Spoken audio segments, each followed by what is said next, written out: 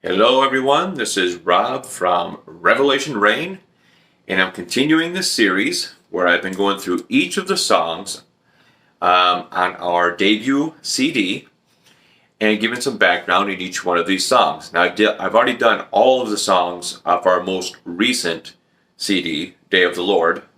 Right there, you can see part of the album cover.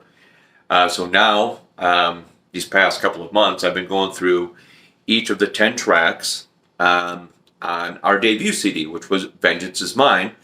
And to track number 9, if you're looking at a CD or a digital platform, for us, being the vinyl enthusiasts that we are, we see it as side 2, track 4. And the name of that song is I Want You.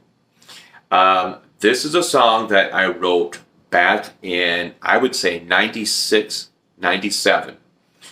And I remember that because it's one of the rare times that I wrote the bass line for a song, and that's what I started the song with. I came up with the bass line first, and then put guitar parts to it. And I remember I was sitting in my living room, and I had an acoustic guitar. And I may have said this before. Whenever I listen to music, even though I'm a guitar player, when I listen to music, my ear is always drawn to the bass. I'm always listening to what the bass guitar is doing. And I think that's because growing up, and I've said this before, I listened to a lot of Kiss. Now, you can say whatever you want about Kiss, but listen to Gene Simmons, especially in the 70s. Not a whole lot in the 80s because song structures were different in the 80s, but listen to stuff off from Revenge or Carnival of Souls, or even Psycho Circus and Sonic Boom and Monster, but especially those early 70s albums. Listen to those bass runs, those bass lines that Gene Simmons is doing. They're spectacular. Watch when they play live. He's doing all kinds of great stuff. In fact, watch MTV Unplugged. They did that in 1995. And watch when they do Going Blind. And watch the bass run that he's doing while singing the song at the same time. Very, very underrated bass player. So anyway, listening to bands like Kiss, I always listen to the bass line. I'm always drawn. My ear always goes to the bass line. So I wanted to write a song that had a cool bass line. All right? So I started messing around with some stuff and came up with the bass line for I Want You. And if you listen to that song, it starts off now with a drum intro, which Grant introduced to the song. It sounds spectacular. It made the song all the better. So it starts off with this cool drum beat, and then the bass comes in. And that bass line is basically the center of the song. And that's what I wrote. Everything else around, the guitar parts, the lyrics, everything based around that bass line. So I wrote that, like I said, 96, 97. I remember playing that song with a band that I was in when I lived in Grand Rapids. We would do that song. It's a song that I really like. It's one of those songs that's kind of like, if we have any deep cuts at this point, I Want You would be one of them. Whenever it is in the live set, I use that drum beat and that bass line at the beginning of the song. We extend that, and I use that as an opportunity to introduce the guys in the band. So I remember when we went in to record it, we recorded it pretty much verbatim as to how I'd written it, other than, like I said, Grant had added that cool drum beat that comes at the beginning of the song. It used to be that the bass line would come in, and then everyone else would come in after 2 measures. Now it's the drums, then the bass, and then we all come in. And I think it's a much better arrangement. So kudos to Grant for that. So when we went in to record it, we pretty much recorded it as you hear it on the CD. It's one of the few songs that does not have a guitar solo. If you listen to that song, there is no guitar solo. And I remember on my demo that I'd done back in 2015, 16, there was a guitar solo on the demo. And when I approached JT, I said, do you have a guitar solo in mind for this? And he's like, I don't think it needs one. And he was absolutely right. Not that the demo sounds bad with a guitar solo, but it's a song that just doesn't need a guitar solo. If you listen to the original studio version of Rock and Roll All Night by Kiss, there's no guitar solo.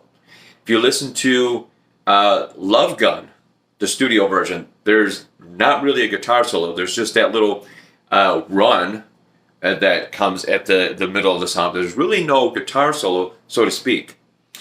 And I Want You is like that as well. It just did not need one. So again, kudos to JT for making that call. It just didn't need one. But what's funny about this is the CD came out and it got great reviews. It really did. Day of the Lord continued that. We got a ton of great reviews for that record as well. But Vengeance Is Mine, for our debut CD, got a lot of notice, a lot of press, and a lot of great reviews. And I remember one guy who was doing a review commented on what a great bass lick I Want You has. And it's so ironic because Marty is a phenomenal bass player. And if you listen to any of our songs, all of them have phenomenal bass playing because Marty is that good. But the one song that got singled out for having a great bass line is the one that I wrote the bass line to. It was just kind of ironic because it's a simple bass line. It does sound cool, but it's nothing on par with the stuff that Marty writes, okay?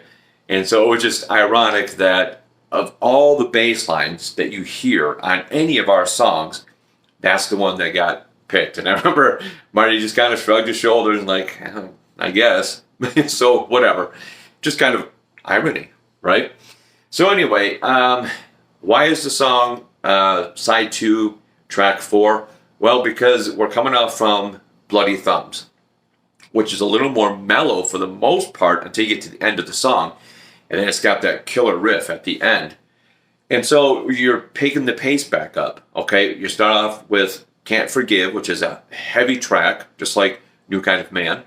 Then you go into Tears on the Wall, which is just, it's a heavier track, but it's also got those pop sensibilities. And that was kind of like the second single that we released off Vengeance Is Mine. It did really well for us. And then you go into, you're kind of bringing it down a little bit for Bloody Thumbs, but the end of Bloody Thumbs picks the pace back up, and I Want You kind of picks up from there. So I Want You is placed where it is because you're leading into that grand finale, which will be the title track, and that will be in the next video. But I Want You has such a different feel to it, not only because of the bass line, but also because of the drum part that Grant put to it. It's just got like a punk feel to it. And when I first wrote it, that's not what I was going for. But that's a perfect example of, even though when I wrote the song I had a certain vision for it, once you bring that to a band and everybody starts to put their own personality and their own influence onto a song, it will change some. It will start to morph. And that's what happened with this, and it's for the better. Everybody brought something to that song that was not too far from what I had in mind, but just enough to kind of take it from a straight ahead rock song to more of a punk song. And even everyone that did a review of that CD commented that I Want You kind of stood out in that respect because it had kind of a punk feel to it. And without it having a guitar solo, again, good call on JT's part, it makes it all the more punk, you know? Punk songs typically do not have guitar solos, and this just lent itself to that framework. It worked out perfectly. So anyway, that is track number 9, if you're looking at digital platforms or the CD. But like I said, for us vinyl enthusiasts, I Want You, side 2, track 4. Great track. It's been around for such a long time that it's got a special place for me. And hopefully it'll make its way back into the live set again sometime. It's a great song. But when the good problem to have is when you have so many great songs, and sometimes you only have 30 minutes or 45 minutes or an hour to play them. So, songs have to be left out of the set, and that's hard. It's hard to narrow it down to, I would go with these 5 songs or these 12 songs or whatever. when you're sitting on what 25 killer tracks and you can only pick 5, it's hard. All right. And not only that, it's going to get even harder because pretty soon we're going to be recording our 3rd album. But I'll save that for a later time and another video. But anyway, guys, that's I Want You from Vengeance Is Mine. Take care and God bless.